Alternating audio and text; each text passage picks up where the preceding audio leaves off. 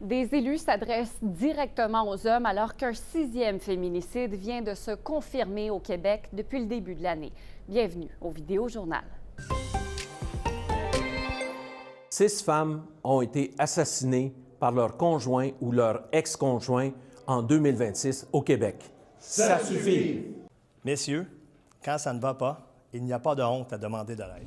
Et c'est entre autres ce préjugé que les élus tentent de déconstruire. Ils veulent faire comprendre aux hommes que c'est correct d'aller chercher de l'aide et qu'il faut le faire justement avant qu'une situation éclate. C'était leur moyen pour les élus de Trois-Rivières de passer ce message, d'essayer de briser le tabou et d'inciter donc les hommes à aller consulter s'ils en ressentent le besoin auprès d'organismes tels que l'Accord Mauricie ou encore en appelant le 811 avant de commettre l'irréparable.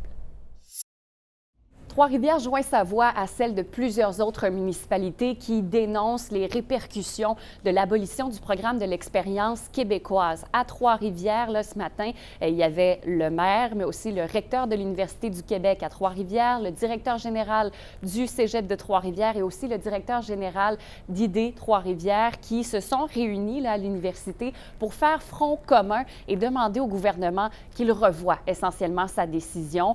À Trois-Rivières, on aimerait qu'une clause de droit acquis existe, sinon que des mesures de transition soient mises en place parce qu'ici, ça toucherait plus d'1 millier de personnes. Et selon le maire Jean-François Aubin, il y a déjà des travailleurs qui ont décidé de quitter le pays et donc Trois-Rivières à cause de l'incertitude qui persiste.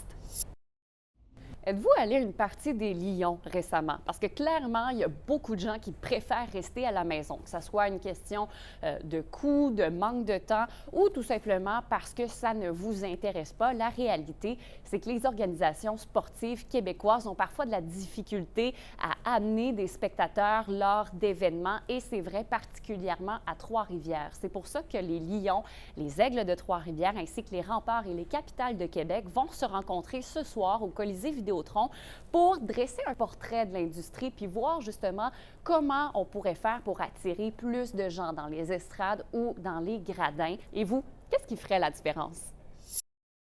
Voilà, c'est tout pour aujourd'hui. Je vous souhaite de passer une excellente journée.